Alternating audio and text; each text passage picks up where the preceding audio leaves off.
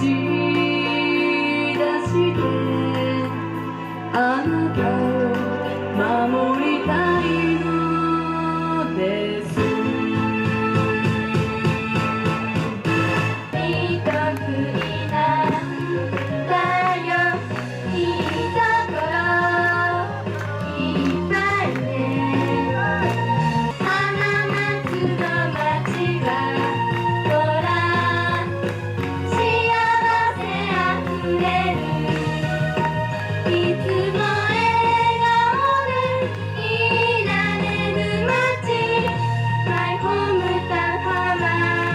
松。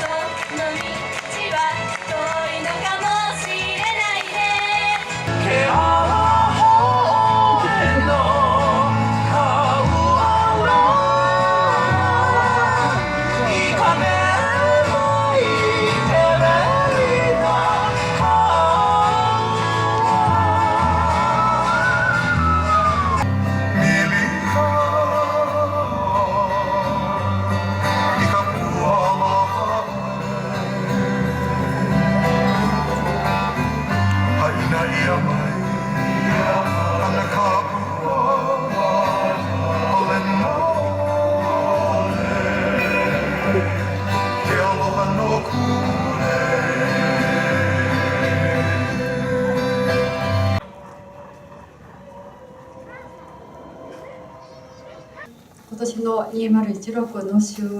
終了に、合わせまして私の皆様への感謝の思いをお伝えできたらいいなと思いまして、フラワーパークのイベント情報としての、イベントとしての告知はしてございませんでしたけれども、急遽ですね講演会をやらせていただくことになりました。自分が少し心豊かになって嫌な時苦しい時に木に話をして自分をコントロールする、そういう術も皆さんが身につけてくれたのかなと。気持ちの中ではいっぱいいっぱい木の魅力や、花の素晴らしさをお伝えをしたいと思っていますが、今日は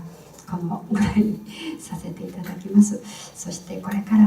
浜松フラワーパークをもっともっと魅力的に美しくするように努力することを皆様にお誓いをして、私の今日の話を終わりにさせていただきます。本当にこの花フェスタ2016、今日までご愛顧いただきましてありがとうございました。